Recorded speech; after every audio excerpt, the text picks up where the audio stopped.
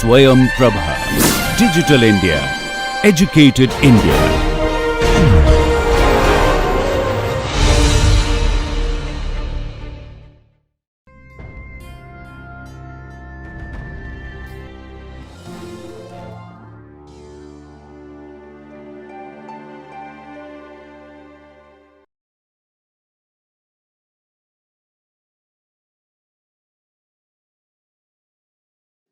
Welcome back to the organ printing course. So in the last lecture of this Bioink properties, we have discussed what are the different ideal properties of Bioink for biofabrication. Also, we have discussed the biomaterial properties that influence the Bioink uh, properties for biofabrication.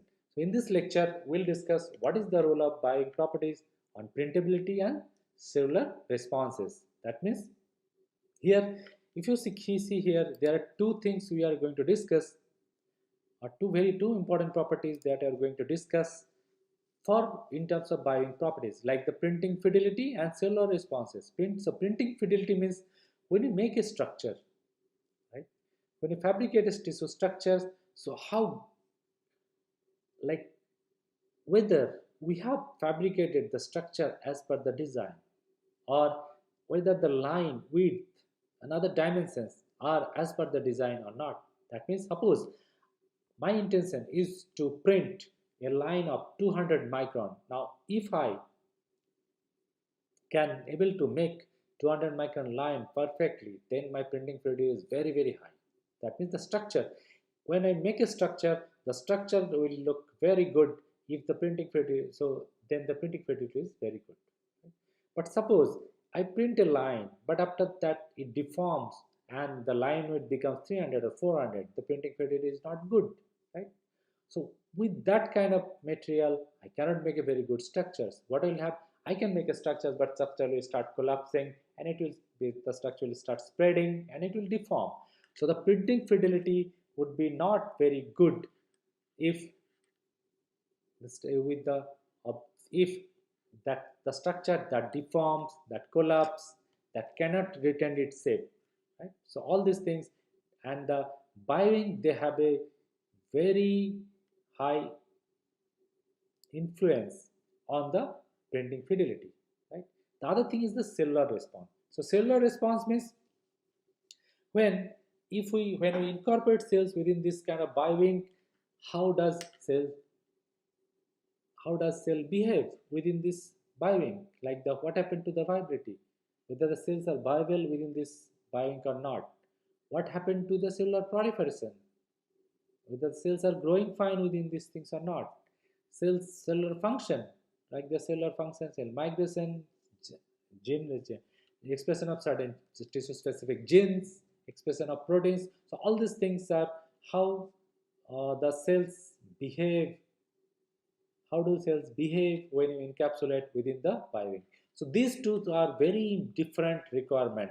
For printing fidelity, we'll see that. For printing fidelity, the requirement is very different. For cellular responses, for requirements are very different. So it's a challenging thing to actually satisfy both the requirement for bioprinting by selecting a particular specific type of bioinks, because these two are opposing requirement. For printing fidelity, we need the bioink to have certain properties. For cellular responses, the bioink should have certain other properties. So these are very important requirements. We'll see all these things, like the hydrogel properties. Hydrogel properties, they respond very differently to printing fidelity and also to cellular responses. So we'll discuss in the next few slides. We'll discuss each of these in great detail. Now here we'll see all the things in totality. What are the different Bioink aspects of Bioink that can have influence says on the printing fidelity and non-cell response, like the hydrogel properties, gelation mechanism and kinetics. This is another very important criteria that has very high influence on the both these properties. Hydrogel network properties. This is also very for the hydrogel, what kind of network structure they have, and that has direct influence on the on the flowability or the rheology of the material, and So accordingly, that can have impact on the printing fidelity and cellular responses. Similarly, fabrication time, the duration of fabrication, right? So that is important because we are exposing the cell to non-natural conditions, right, during fabrication. So that can have impact on the both this thing. Again, shear stress, the because we know that in case of extrusion-based bioprinting and also in certain in inkjet bioprinting, there can be shear stress generated on the nozzle wall. So that can have high impact in certain cases on the encapsulated cells within the Bioink. So that can also, so shear stress can also influence the printing fidelity and cellular responses. Similarly, nozzle gauge, like what is the size of the nozzle, what is the what diameter, what is the diameter of the nozzle. That is another important factor that can have a role, because nozzle gauge directly correspond to the printing fidelity or the resolution of the structure. It directly proportional to the resolution of the structure. So that there also nozzle gas has an impact. Then again, the viscosity. Sorry, this could be viscosity. So viscosity of the material Bioink is another important factor that can have big role in the these two properties. Now we'll discuss each of these points in great detail. The first thing that we'll discuss is the hydrogel properties. That means whether the material, the properties of the hydrogel actually depend on various factors. These are like the physiochemical nature of the hydrogel, right? Like the polymers. Mostly the hydrogels are there, the polymers. So what is the nature of that polymer? Right? What type of polymer it is? So depending upon the type of polymer, the hydrogel properties will vary. Like each one type of hydrogel may have different properties than the other type of hydrogel. So what are the different types of hydrogel polymer, different hydrogel has. So depending upon that, we may try to understand what kind of properties that have depending on the point. Then the concentration of the material. What is the concentration, the material for this hydrogel? Suppose if I increase the concentration, then all other properties, the viscosity of the material, the mechanical property, all these things will improve, right? So by changing the concentration, actually I can change the hydrogel property. Actually, the physical property of the hydrogel, the rheological property of the hydrogel can change upon changing the concentration. So that's why, like suppose I may make a solid material of 1%, 2%, 3% concentration material, right? Then the proper physical rheological properties of all this will be very different, right? So we need to identify what concentration suits a particular type of biofabrication, by a particular bioprinting application. So they can accordingly we can change the concept. Then again, the density of the material. Like suppose how dense the material or the hydrogel is, depending upon that, it can also impact the rheology and all these things, right? Molecular weight of the Bioink is another criteria, that is, or the molecular weight of the hydrogel, because by molecular weight also we can change the rheological property, right? If the molecular, if you use a very high molecular weight and a low molecular weight, then the rheological property of these things will be very different, right? So accordingly, the hydrogel properties will change. Again, the chemical composition. What is the chemical nature of that hydrogel, or suppose if it's a mixture, what is the chemical composition? So depending upon that also the hydrogel property may vary. The other thing is linear or branched polymer. Either, so we know that either the polymer can be a linear one, or it can be the branched one, and depending upon that, again the hydrogel properties will vary, right? So all these things. So all these have certain aspect on the hydrogel property, right? All this can impact the hydrogel properties. Now, the another thing, important thing is, based on this the printing fidelity or the cellular response again can vary. Like suppose for bioprinting or printing fidelity, we know the stiffer the hydrogel, the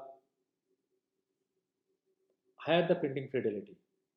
But for cell culture, the softer the hydrogel, better it is for cell culture, because cell thrive in soft, a water-like viscous environment. Right? It's very soft environment. So that's why for cell culture the requirement is it should be very soft. The material should be very soft. But for printing fidelity, the material should be very, the stiffer the hydrogel, the better it is for bioprinting. So that's why this, now here all these have a direct relation to the hydrogel properties, and in a way it can also impact, this can also impact the printing fidelity and cellular responses like the. And in case of bioprinting, we have also earlier discussed that we need to solidify the material upon extrusion or upon deposition. Then the gelatin is the factor, gelatin is one of the factor by which we can actually control the gelatin of the, or solidification of the bioink, right? So that's why gelatin is attack. And what it does, it prevent collapsing of the structure. That means the structure, it prevents the structure, it retains the structure of the printed, it retains the printed structure. That means it prevent collapsing, right? So that is one thing. So it basically it fix the shape. Shape retention or shape fixation is the major factor that gelatin actually helps in that to now gelatin. But here gelatin time is important, because suppose if the gelatin is fast, so that means that it will retain the shape or fix the shape very fast, so it doesn't allow the shape to collapse. Okay, so before even actually the structure started collapsing, it will fix that, it will retain this thing.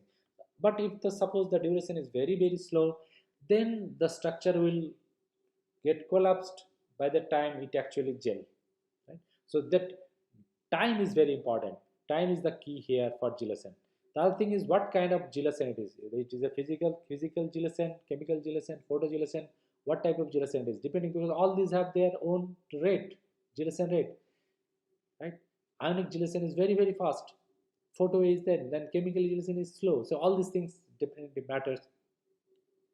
The other thing is the cytocompatible. The gelatin, whatever the gelatin mechanism we use, that should be cytocompatible in nature, because cannot use any gelatin mechanism that is toxic to the thing, because probably that the gelatin can work very well with the material, but we have to see whether that just gelatin mechanism is toxic to the cells or not.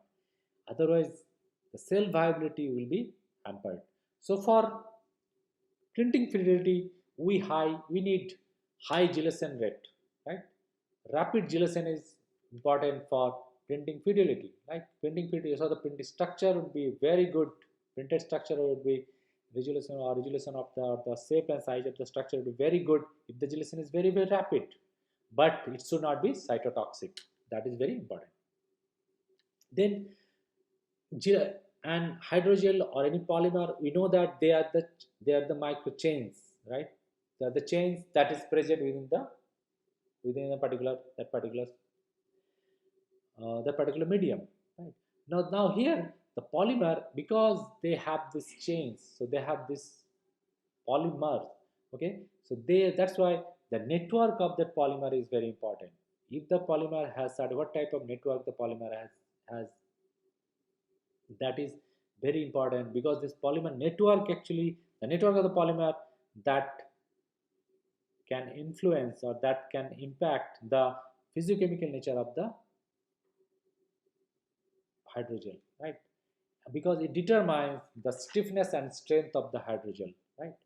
This polymer network, because if the network is very strong, then it can lead to stiffer hydrogel. If it is thing, or if the strength of the hydrogel would be good, and if the network is not weak, then it can lead to weak strength or weakness, less stiffness, less stiff hydrogel. Again, the mesh size here, there's another important factor, because the mesh size that of the polymer network, mesh size means in a particular unit area, unit volume, suppose what is the mesh size, how many structure, how many lines and all these things are there, what is the pore volume in that case. So that mesh is very important, because if the mesh size is high or dense, then that influence the diffusion. Because if the through a very dense mesh, the diffusion cannot be faster. Okay, so so that mesh size, so the diffusion is good when the mesh is not that dense, right? And then the other thing is the mesh, typically dense mesh may restrict the cell migration, right? So if the suppose if the structure, if the hydrogel is made up of dense mesh, then the cell migration within the that thing that is restricted. That means the cell, because when the cells migrate, they need porous structure to migrate through the mesh, or otherwise the what will happen, they need to degrade that mesh, those lines, suppose the fibers are going, they need to degrade that, and then only they can able to migrate. But if the mesh is very dense, so it will restrict the cell migration, right? The cell migration will be slow. Other thing is also, if the mesh is very dense, because it restricts the cell migration, cell proliferation, so the tissue formation would be restricted in that kind of dense mesh structure. So that's why the network properties of the hydrogel is very important for cellular migration, cellular functions, basically cellular migration, cellular function, tissue formation, all these things. But if the mesh polymer has dense network, then the polymer will be stiffer. The hydrogel will be stiffer, but for printing fit, so the printing fidelity would be improved, right? So for printing high printing fidelity, we need the denser mesh or the high network properties. But for cellular function or cell viability, we need less dense mesh or network properties of the polymer. So here also, if you can see here, if you see here, two opposing requirements are there. Right? Then other thing, next thing we have, as we have seen, the fabrication time of the construct. Now again, the fabrication time depends on many things. Like the very first thing is, what is the size of your structure, or the volume of the structure, right? How big or how small is the structure? Depending on that, the fabrication time can vary. Again, so the duration of production can vary depending upon the volume of the structure, right? And as I have already mentioned earlier, that when we actually fabricate, we that time we expose the cells to non-optimal conditions, right? Because during printing, the cells are there within the hydrogel, though we provide all necessary conditions like nutrition, oxygen, all these things are taken care of, but still they are in non-optimal conditions. So if the fabrication time is less, that means if the if the we you if with a very small time, if you can fabricate the structure, that is good for the cell viability, other thing. But to do that, again, probably we need to increase the print speed. So high print speed again cause high shear stress, because the shear rate is very high shear, and as we increase the shear rate, shear stress will also increase. So the less fabrication time actually good for cell viability, good for cellular viability, because the cells are not exposed to very high non-optimal condition. But again, the print speed will increase. And then the other thing is, and with a very high print speed, certain cases the printing fidelity can also go down. So that is another challenge we need to encounter. Other thing is more fabrication time. If the fabrication time is more, then so that means we need to employ, for the same volume construct, we need to employ less print speed, right? So if the printing speed is less, it is good for things like that, because the shear stress can be less, generated shear stress can be, cells can be viable. But we are exposing them to non-optimal condition for a longer duration. So the fabrication time, we have to also here also we have to weigh both this, the advantage and disadvantage, and then we have to take a call on the fabrication time. The generated shear stress, as we have discussed earlier, for extrusion based bioprinting, it is very true that whenever we are forcing the material or Bioink through a very wide nozzle, then what will happen? At the tip of the nozzle, shear stress gets generated, and that shear stress can cause problem, or then shear stress can actually damage the cells, right? That's what. But the generated shear stress, it depends on many things. One thing is, of course, depending on the shear rate. If the shear rate is high, the generated shear stress will be high. Again, if the viscosity of the material is high, then also the shear stress would be high, because for to extrude high viscous material, we need to employ higher force, and accordingly the shear stress can be more, right? So it depends on the other thing is the nozzle size. Now depending upon the nozzle size, suppose I use a 100 micron nozzle and 200 micron nozzle, then definitely in 200 micron nozzle the generated shear stress would be lesser than 100 micron nozzle, because depending on the nozzle size also, with the as we go low, as the nozzle size goes lower, then the shear stress will be more. Again, nozzle geometry. It has been seen that when we use tapered nozzle, like this nozzle, when the nozzle is tapered, right?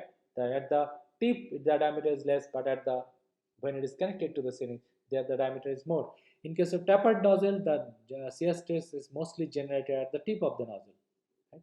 But when the nozzle is straight, in straight nozzle, the shear stress can generate at the throughout the inner wall of the nozzle. So that's why the tapered nozzle is so better than the straight nozzle for bioprinting.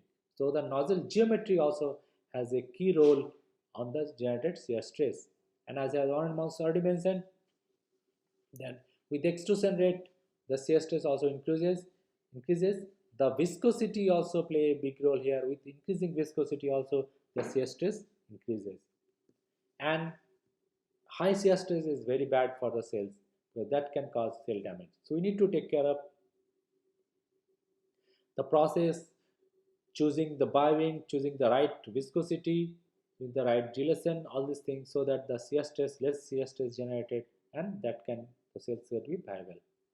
Other than this, the nozzle gas, as I have already mentioned, for printing fidelity, we need low nozzle size, low diameter nozzle, right? Because it influences the resolution. If my printing nozzle is very fine, diameter is very fine, then I can make a very nice structures. I can make very small,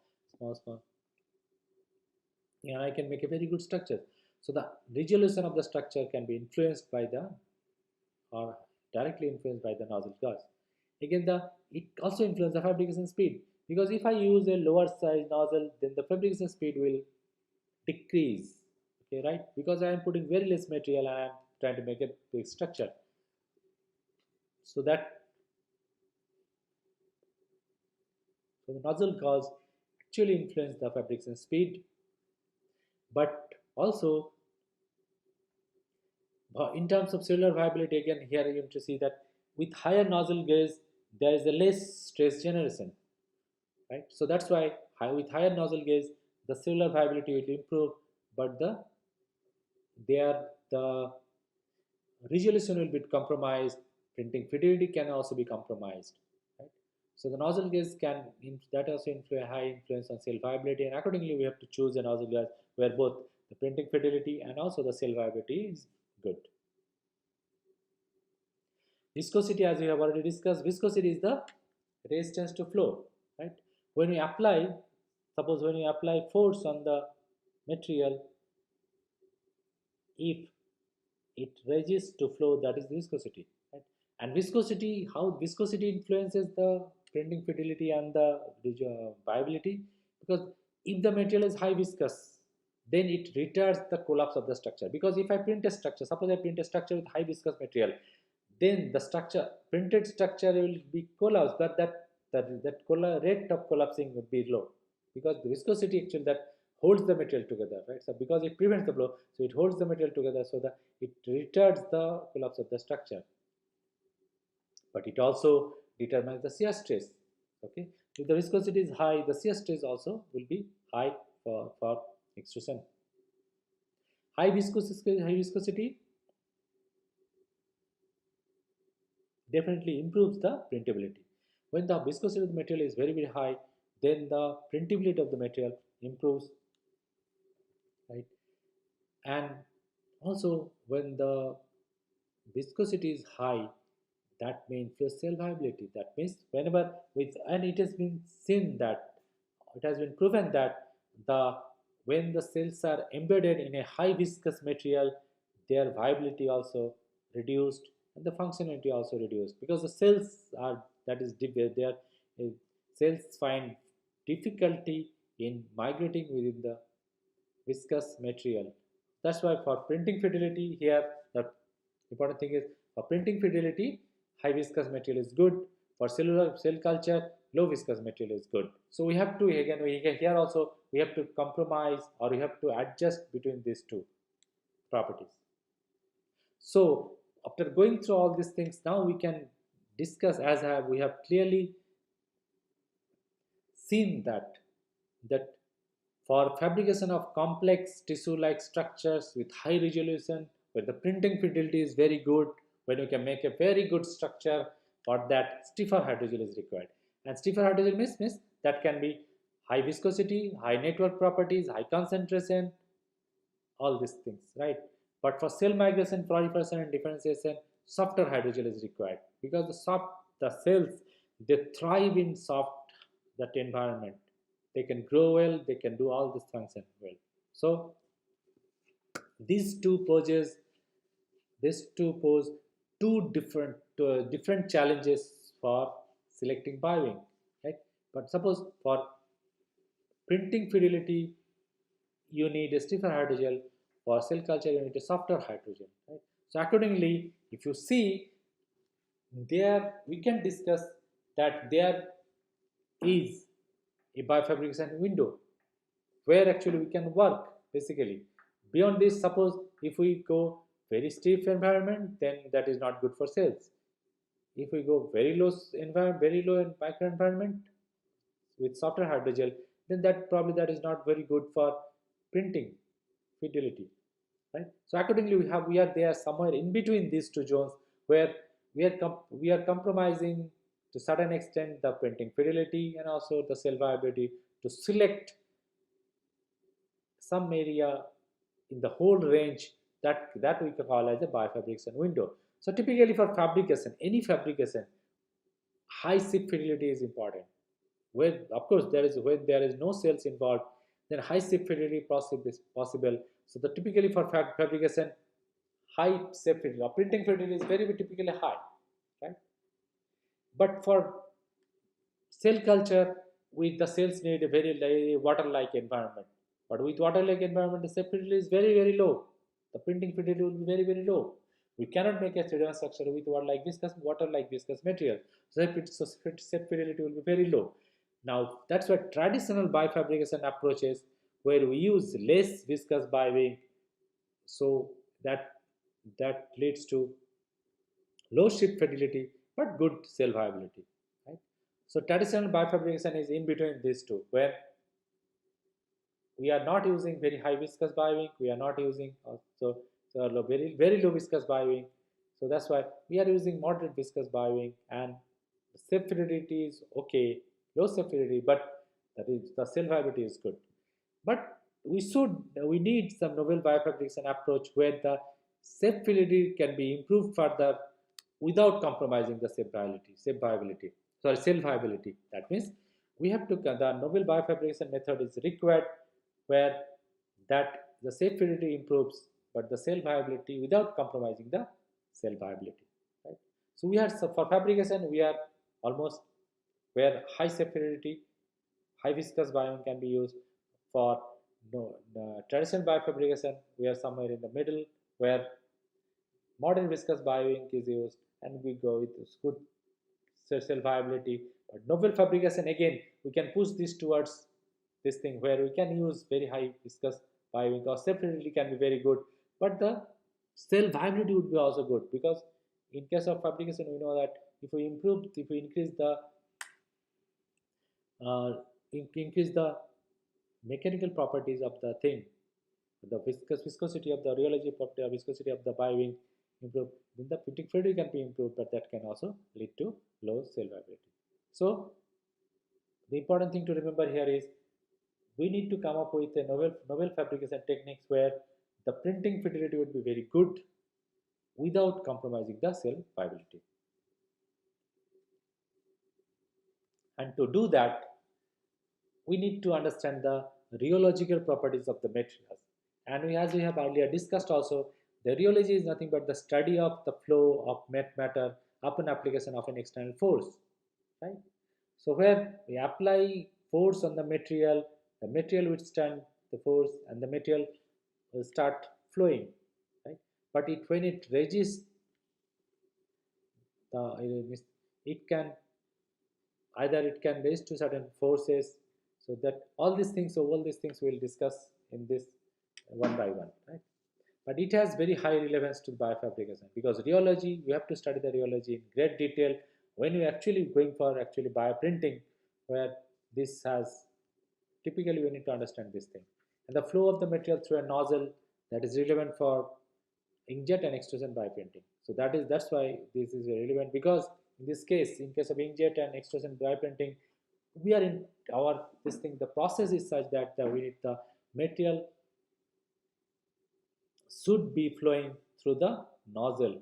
So in that case, inkjet bioprinting, it should come out in the form of droplets, or in case of extrusion, it comes out in the form of filament. But in any case, anyway, in any of these two, the material should be able to flow through the nozzle. And all these rheology properties are very important, like the viscosity of the material is an important rheological property that we need to understand. Shear thinning behavior of the material, that is another important rheological behavior we need to understand in great detail. And the yield stress has typically some very important aspect, is a very important aspect for rheology, the rheological properties that we need to understand for biopainting. Now we'll discuss each of these rheological properties with certain degree of clarification.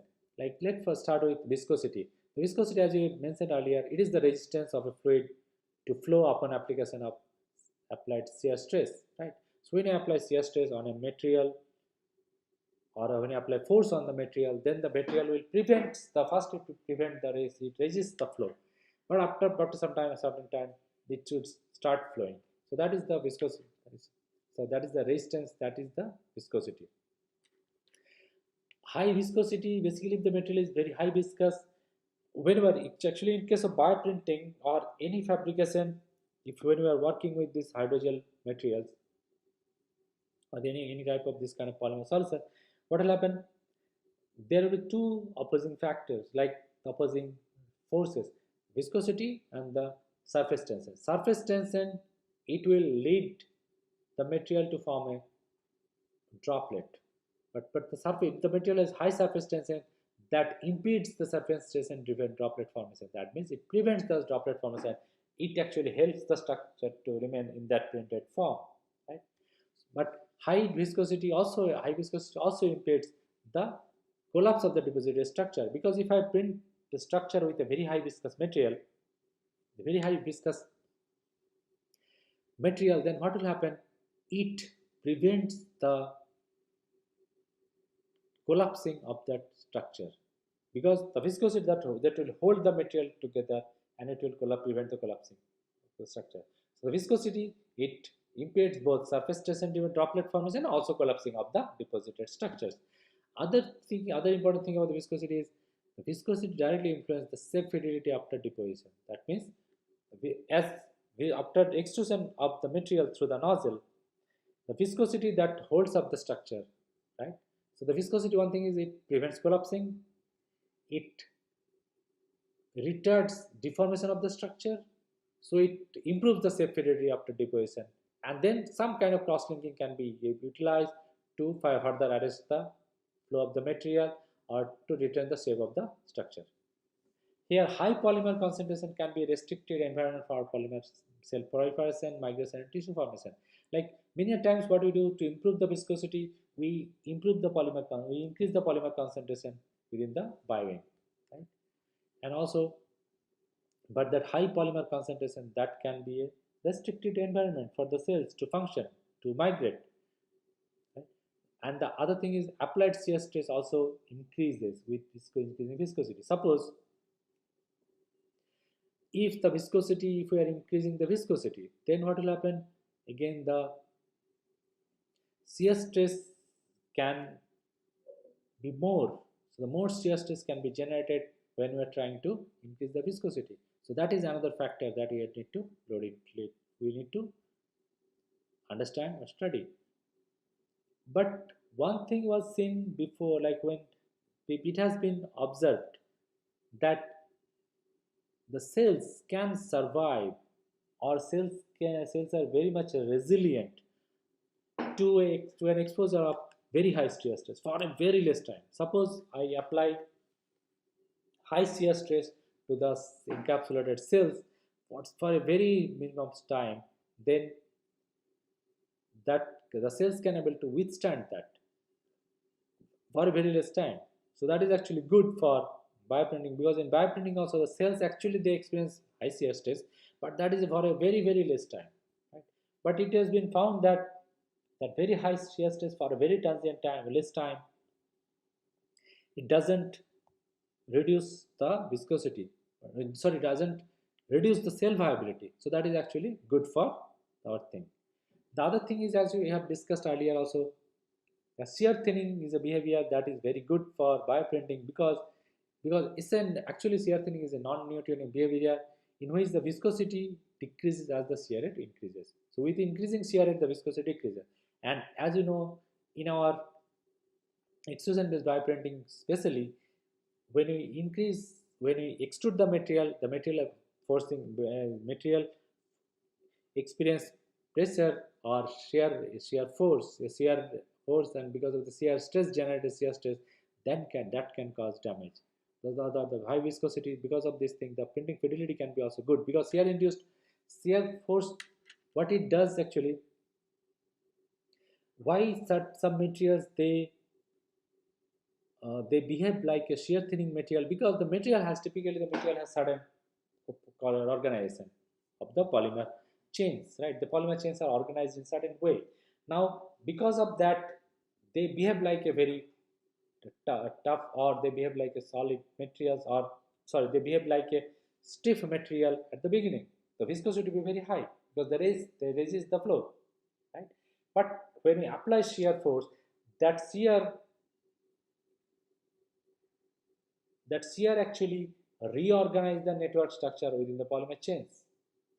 Okay, so the ultimately, when the polymer, suppose in the resting stage, suppose some kind of network is there within the polymer chain, but when you apply shear force, that shear actually reorganize the polymer chains to a more stretched conformation, so that there's a less entanglement and they can easily come out of the nozzle. So that basically that helps, that's just induce reorganization that helps the material to come out. So that means with increasing shear rate, here the viscosity of the material comes down because of this reorganization. Right? That's why most polymer system they actually experience this kind of thing, shear thinning behavior. Okay. The other than this is, whenever I withstand the, suppose I withstand the shear, we withstand the shear force, again the viscosity will be increased further. Again the reorganization will start happening. That means this material can come back to the thing. So shear thinning is very important for bioprinting, because with shear thinning actually we can easily extrude the material out of the nozzle.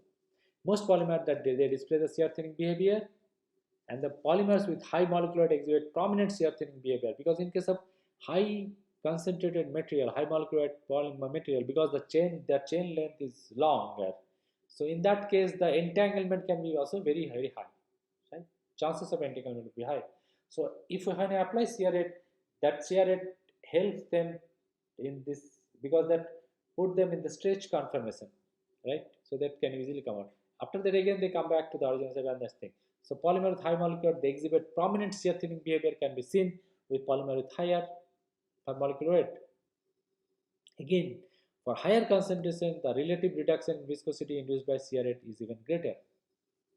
Like if the molecular concentration is higher in the polymer in a Bioink, then what will happen? The reduction in viscosity upon shear, upon applying shear, that is a very even greater. So we can actually that experience that thing. We can actually study that how much amount of shear rate reduces because of this high shear rate. Viscosity reduces. Another thing is decreased viscosity at the high shear rate during biofabrication, followed by a sharp increase in viscosity upon deposition, resulting in high printing fidelity. Here, the important thing is, uh, as earlier also we have mentioned that the viscosity, basically higher viscosity, that prevents the collapsing of structures. It retards the deformation, collapsing of the structure. That means if the material at the beginning, the material behaves like a very high viscous material, or the gelatin, the viscosity is high, and again when you push them due to reorganization, the viscosity comes down, so that time it is easy to come out of the nozzle. Again when the shear rate is, so they are outside the nozzle, then the pressure, there is no shear rate force applied on them, so again the viscosity will increase further. So it helps in the printing fidelity. So the printing fidelity could be much higher in case of this shear thinning material. Yield stress is another critical important thing to understand, because yield stress is the critical stage that must be overcome to initiate flow. That means all hydrogel, because of these networking properties, most of the hydrogel, they possess a shear yield stress. That means when you apply shear rate or apply force, the material will not be flowing until the force reaches beyond a critical value. That means that we have to overcome that critical state, then only the flow can be initiated. That is yield stress, right? And yield stress basically it forms because of the polymer chains. What happens? They form a fragile physically cross-linked network. Most of the polymers, they form this thing, physically cross-linked network, but it is a fragile one. So that can be broken down by applying shear force. So when you apply shear force, that physical cross-linking network can be broken down. So that is above, that is the yield stress. At the yield stress, actually we can basically break down that network, crossing network, physical crossing network, and the material start flowing. Again, when if we shear is removed, if the force is removed from there, then the broken physical crossing reworks. Again, then reforms. The reformation of the broken physical network happen whenever there is the thing. That's why it can be used. The other thing is yield stress potentially prevents flow and collapse. So now suppose when the material has a typically yield stress, that will prevent the material from flow and collapsing of the structure. So yield stress, having a yield stress is good for bioprinting, for this kind of bioinks, because it prevents the flow of the material, and the collapsing of the material also can be preventing by yield stress. Other thing, yield stress prevents cell settling in the hydrogel precursor solution, because if the material has yield stress, so typically it has physically cross-linked structures, so it holds the cells also together at their respective places, so the cells will not settle down. That typically that can happen with low viscous material. Typically that can happen, but if that material also has certain yield stress, so it will prevent, definitely it will prevent the cell settling. So the cellular distribution, or the cell can be homogeneously distributed. They will not settle at the bottom of the hydrogel precursor solution. So these all things are very important to understand. These properties, basically the rheological properties like the viscosity, shear thinning, and yield stress. These actually very important properties that helps in bioprinting. But all these actually that helps in printing fidelity. The printing fidelity goes good if the material is highly viscous, if it has high yield stress, and it is a prominent shear thinning behavior.